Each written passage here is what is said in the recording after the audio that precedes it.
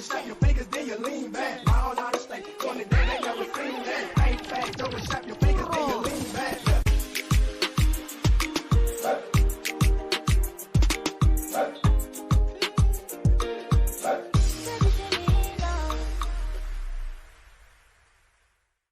Bula, and welcome back to Viti Vibes, the show where inspired youth inspire youth. I'm your host, Shannon Pramal, and I hope you're all having a wonderful day so far.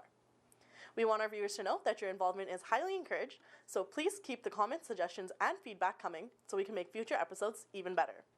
Not only this, but it is a youth-led show. We want to let you know that opportunities for Fijian youth to be on our show and on our team is available. Stay tuned to the end of the show to find out how. With that being said, I would now like to introduce to you our special guest for this week, Tanisha Otar. This episode, Tanisha and I were talking about self-image and pageantry, so please have a look. Hello, and welcome back to Viti Vibes, the show where inspired youth inspired you. I'm your host, Shannon Pramal. Today, it's my pleasure to be welcoming a special guest into our studios, and she is the second runner-up of Miss Fiji Canada, Tanisha Otar. So hello, Tanisha. Hey. Welcome, how are you? I'm good, how are you? I'm doing great. I'm glad to have you today. It's exciting. Yeah, the viewers don't know this, but I already know you.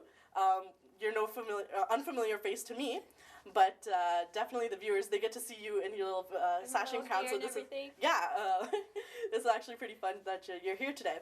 So today, actually, I want to start off by you getting to tell the viewers a little bit more about yourself. Yeah, for sure. I'm Tanisha Otar. I'm 22 years old, and currently I'm a fourth year criminology student at Douglas College. I'm in the process of getting my diploma, but I'm also furthering it to a bachelor's degree of criminology. So it's a little bit more school, but we're pushing through. So Nice. I'm hopeful for that. And then I aspire to be a CBSA officer with Canada Border Services. So Yeah. I'm excited for that. That's very cool. Yeah. You wouldn't expect to... right? Yeah, I bet the viewers are looking at you like, oh my god, pretty sash, pretty crown, like pretty girl, right? But you are in school studying criminology. Beauty comes with brains too, guys. Just saying. It's true. But anyways, what's your title with Miss Fiji Canada, and what's your role with the organization? So back in 2016, I was crowned Miss Fiji Canada second runner-up. And with this part of this organization, you're involved with the youth, and I love that, being youth-based. Mm-hmm. So we're going out to the community, and we're doing a lot of fundraisers, we're doing a lot of volunteering opportunities, and just getting the youth involved, recruiting new contestants for our pageants for Miss Fiji Canada and Mr. Fiji Canada, just to represent the Fijian community. That's amazing, yeah. So basically today we're here to talk a little bit more about self-image. That's the topic for this week. So I want to ask you, first things first, dating back to your childhood, obviously, what were some of the things that you grew up hearing? Like, how did you view yourself as a child? As a child, I was completely opposite of who I am today. If you asked me back then to come on your show and talk to you, I'd be like, no way. I was shy, super low-key, didn't want to talk to anyone. It was hard making friends. Mm-hmm. And then I feel like What about body image-wise? Body image-wise, I have a hard time with that just because how I am. You see me, I'm really small, and I've always heard people coming up to me and saying, oh, you're so small, right? Yeah. It sucks. It's hard hearing it, and it makes me wonder, oh, am I that small? Do I look unhealthy? Mm-hmm. It's just some people take it as offensively, some people don't. I took it as, oh, my nanny's right, I have to go eat more. Right? A lot of people don't realize that microaggressions, a lot of people, they say things, right? Yeah. And we grow up hearing things, but obviously people don't always mean it with the illest intentions, but they're saying it. But we internalize it differently. We all internalize it differently, right?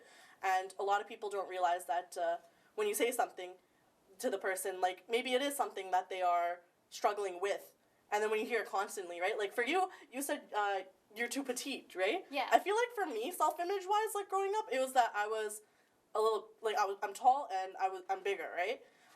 Especially within, modeling and stuff. Yeah. Believe it or not, before I actually gained all this quarantine weight. You look fine. You look good. No, but before gaining all this quarantine weight, I was, in a much more healthier shape, I will say, right? But I was kind of on the opposite side of the spectrum where it's okay, yeah, I'm bigger. Obviously, it's complicated because in the modeling field, you don't see many tall, dark-skinned, bigger girls. I had broad shoulders, and I didn't know I had broad shoulders, but now people are telling me I have these things, right?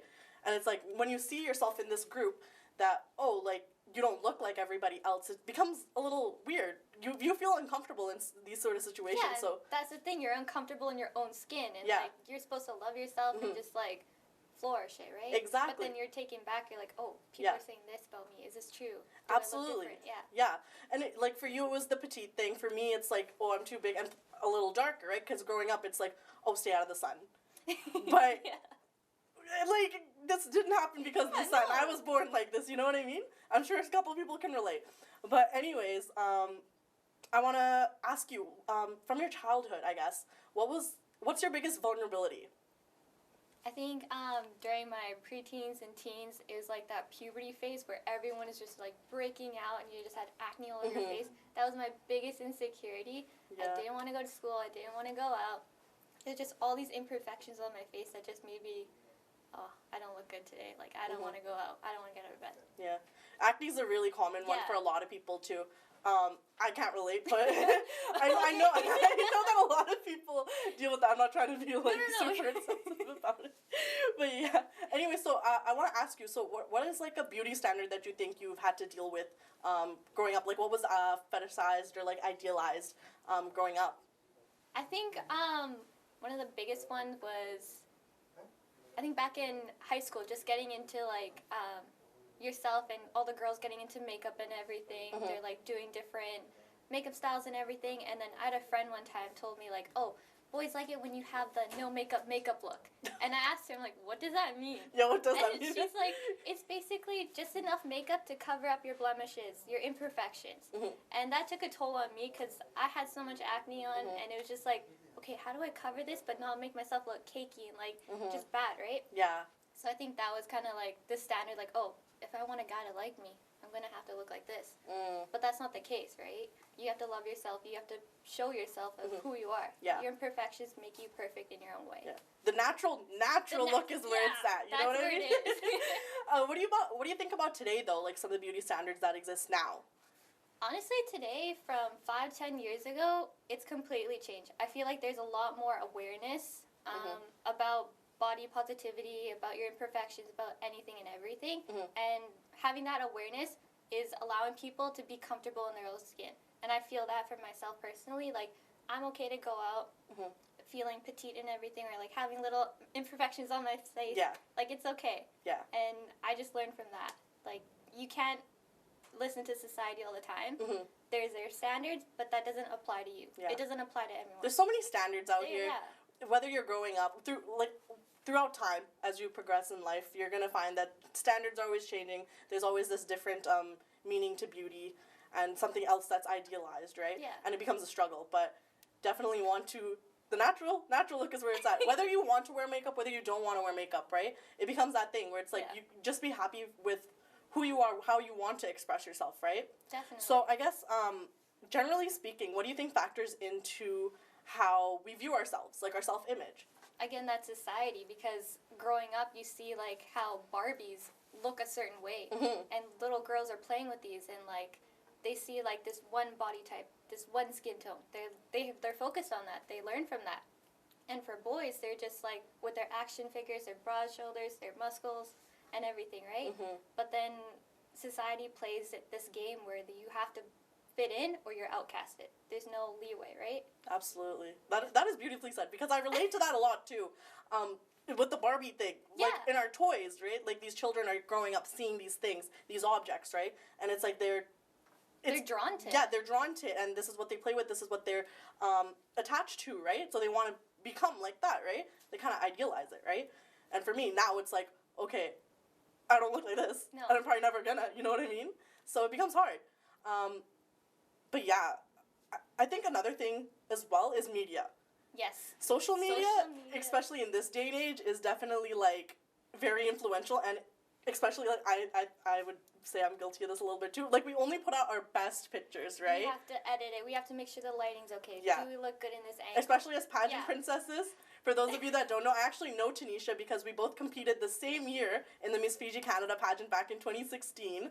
So that's how we know each other. But obviously, like, being pageant princesses, we know we always have to have our nice angles. We always have to be presentable. And we'll only present what seems like appropriate, right? Yeah. And that's what it is. You're that role model. You have to show like, oh, okay, proper. We're in our zone right now. Yeah, but I think like we social media always like we put out our best selves that nobody realizes that when we come back when we're at home and just chilling by ourselves, right? Like you don't realize that we're just normal people too. We're normal. You and I love to eat. Yep. Like we're just chilling. Like there's no glamour to that. No. Like we're all We're humans all at in the our end sweats, of the day. no makeup. Absolutely. So I want to ask, move the conversation more about the pageant. So what led you to the Miss Fiji Canada pageant? I've always been intrigued about pageants, watching like toddlers in tiaras and then the Miss Universe pageants, and I always wondered like, oh, what's it like to win that big crown, take your title and represent your country? Like, what does that mean? And then it was actually my mom who saw the Facebook ad for Miss Fiji Canada pageant, and she told me to sign up just to like break out of my shy shell and everything, and to try it. And she was right that I love this, and I'm proud of how I became. You turned out great. You can vouch for me. Yeah, I can vouch for her because Tanisha, like when she said she was very shy to start off with, you were. And now seeing you all, like, we've known each other for 5 years now. Yeah. So, because the pageant was in 2016, it's 2021 now. 5 years later, look at us. You can't get us to stop talking. No. And it shows because now we're on TV talking to you guys. But yeah, so what do you think are some common misconceptions or stereotypes that a lot of people have with pageants? That again, we'd have to bring in media again, because media portrays pageants in such a way that there's so many misconceptions about, oh, you can bribe the judge to get a higher title, or there's people who tamper with the scores or anything. And I think that's unfair. And there's also that only certain types of women and girls can join a pageant. And that's not the case here, right? For you and me, an example, right? For Miss Fiji Canada, they're very inclusive, and they're allowing every type of body type, skin tone, everything, just to show yourself, to represent Fiji on stage. Yeah, this pageant, there's plenty of reputable pageants out here. Not everyone's corrupt. But I think what people normally draw to pageants is that it's like toddlers and tiaras, because that's so widely popularized. Everyone thinks that that's how every little girl like that starts pageants. For me and you, we did this when we're like finishing. I just graduated high school when I did this pageant. Yeah, so we were already kind of like halfway to our own person. Like we had a kind of sense of personality and stuff like that. But definitely it did help shape who we are now. Yeah, exactly. Right? And we got to build on ourselves, right? So with the Miss Fiji Canada pageant specifically, so I know you touched on it already a little bit, but what makes this pageant so different from all the other pageants? Again, it's the inclusive, like including everyone, each body type, skin tone, whatever. But we also have different branches within the organization. So we're fundraising, we're volunteering. We also have a dance team. So we're always going out to weddings and cultural festivals, just doing old school Bollywood and Fijian Meke, which is one of my favorites dances. So it's been fun. Yeah, that's amazing. Miss Fiji Canada is definitely a unique pageant because we don't see normally Fijian pageants. No. In Fiji, actually, pageants are a thing. Like Miss Hibiscus, like, but like over here, you hear only of like the Miss Universes, the Miss Canadas, the Miss USAs, Miss all these other things that aren't like their countries, right? But like we don't hear about our own something for our own cultural community, right? So that's what makes, like, I think our pageant unique as well. I say ours because we're basically like both the same, right? But what about your personal experience with this organization and pageant? How was that? For me, I loved it. I loved every bit of it, from the glitz and the glam to like learning about my culture even more, seeing how us Fijians became such a strong culture, and just learning about it. I feel like my Hindi improved with all my Fijians. But yeah, just breaking out of my shy shell, finding my person, and finding my voice. Okay, so what about your family? Like, what do they think of the pageants? Because I know a couple, like, there's some parents that are like, oh, I don't want my daughter to do this, or like, I don't want my son to do a pageant. It's a pageant, right? Yeah. Like, what do you? How did your family take this, that you wanted to do this pageant? My family is my biggest supporters. They're like my little fan base. They love it. They always hype me up. Again, my mom was the one who showed me the Facebook ad to apply. So they're very supportive in this like industry, I could say. But they were happy about it. They're excited. That's awesome. What about the pageant itself? How was that experience? So this is like a little bit hard. You have to think about it for a second because it's been a minute for both of us. It has been a minute. I remember just being scared and nervous going on stage and like just talking or like just walking, putting myself out there because this is uncomfortable. Like I'm not ready to like show myself. Yeah. But once you like you're into the organization, you have people there kind of training you and talking to you like what's gonna happen. You make friends, obviously, and it gets comfortable and it gets easier, and you find yourself and you're more confident in yourself. Absolutely. Yeah. Yeah, that's well said. I think, like you said before, even like this pageant, it definitely helps build confidence, but it's very inclusive of all kinds of people. And people don't realize this, that some of our winners, they have had different body types, they've had different skin tones, they're all like great range of it, right? Because it's not that you need to have experience in a pageant. This one, literally, it's your girl next door. Exactly. So you tell the viewers how much pageant experience you had before this one. I had zero, like nothing. I was just like thrown into it, and you get taught everything. Like you're never really alone. You have a buddy with you at all times. Like, okay, this is how you walk. When you're talking to someone, make eye contact. Like, just little key tips. Yeah, I also came in with zero pageant experience, and me and Tanisha were on the same boat, and we were, honestly, it surprised me till this day, like, how did we get so far? Yeah, exactly. But that's the thing, they look for the girl next door, they just want someone with a little bit more substance, character, personality, right? Beauty pageants aren't all beauty, per se, right? There's so much more to it. And that's the thing I think I like about it, too. Like, so how does fashion modeling, do you say, different from beauty pageants? I feel like fashion modeling, you have one role. You walk that stage, you walk back, you represent your clothes. With pageants, there's character building, there's self-esteem, there's learning about yourself, there's loving yourself more. You're definitely trying to showcase your personality more, right? Yeah. Whereas I like to say whenever I'm doing like runway or fashion modeling, it's like you're literally a clothes hanger. That's all you are. Said. Right? You're nothing more, nothing less. You're just there to be in the clothes, walk, and then leave. Whereas the pageant, you get to have your reign for the whole year. You're showcasing yourself. You're representing the organization. It's so much more, right? So with the organization, though, what are some, like you said, they do charity work, for example. So what's a little bit more about that? So we've raised money for an orphanage in Fiji. We've been sending boxes of supplies.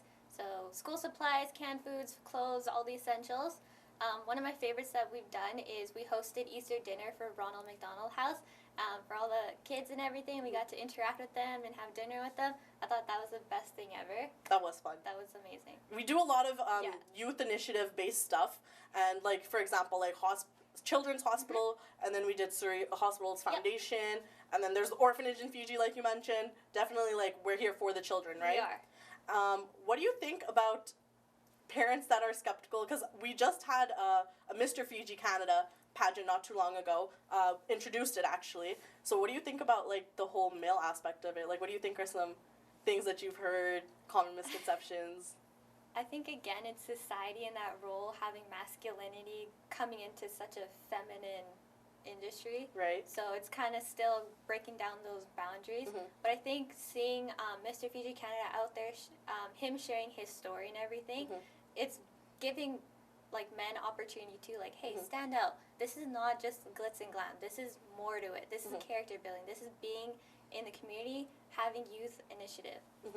And it's definitely like repping the culture too, right? Yeah. Like the community, the culture, the population. Everyone's looking at Mr. Fiji Canada like, yo, there's a guy. There's a guy. There's a guy. Like, it's not just girls doing beauty pageants. No. There's guys too, which is why Miss Fiji Canada, I like to say, it's more Mr. and Miss Fiji Canada now, right? There's a lot more opportunity, right?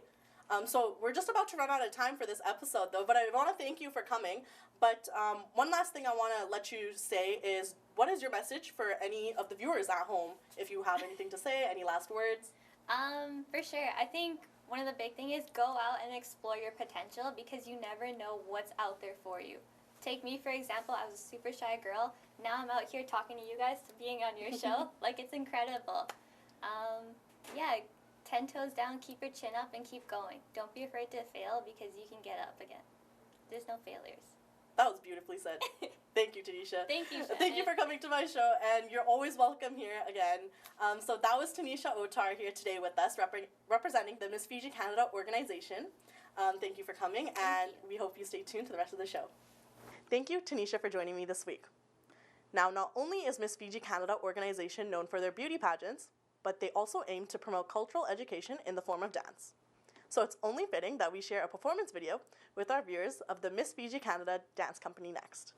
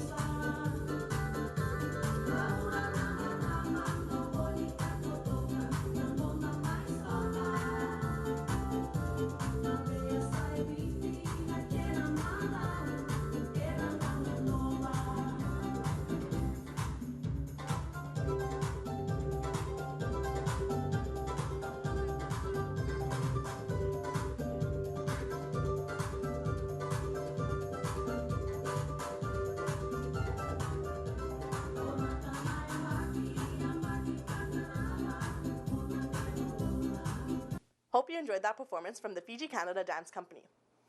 Remember that if you're at home watching and if you have any videos that you'd like to have featured on our show, don't hesitate to send it our way. Next up, we have our lovely host of Mental Mindset, Tasha Chan. Today, she'll be talking more about stress, so please have a look. Hi everyone, welcome back to this week's Mental Mindset. I'm Tasha Chand, a neuropsychology student and mental health advocate, here to talk to you today about stress. Well, first, what is a stressor? A stressor is an event or circumstance that creates any kind of demand, whether that's emotionally, physically, mentally, etc. So, stress is our body's reaction to any change in an event or circumstance.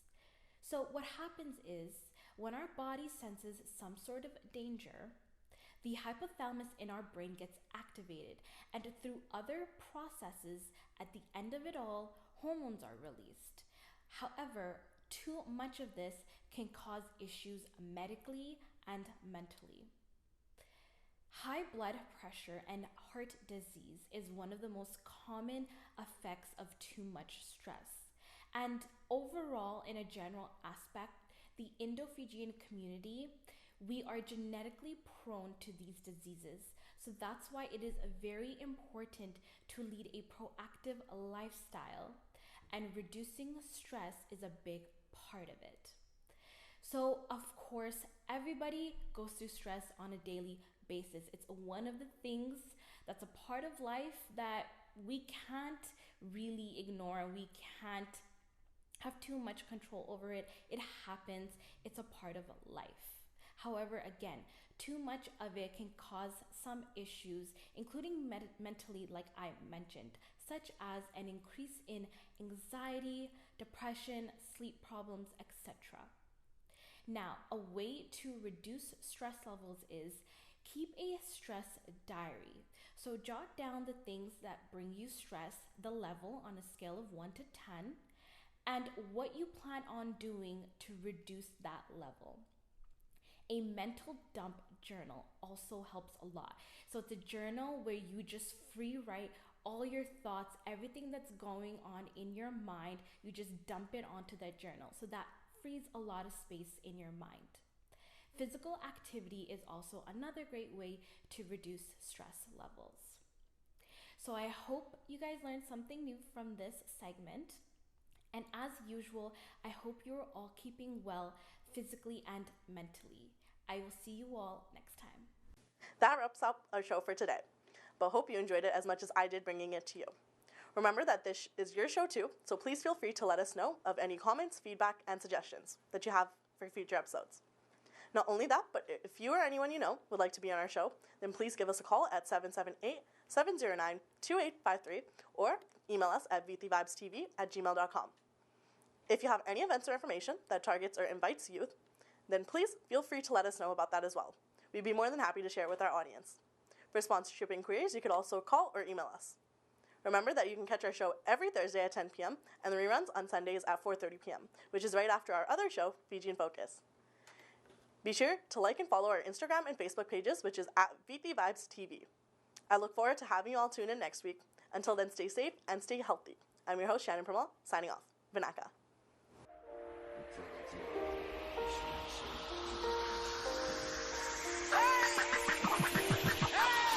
Let's go, yeah. All out of state, going to they never seen that. Ain't fat, don't snap your fingers, then you lean back. All out of state, going to they never seen that. Ain't fat, don't snap your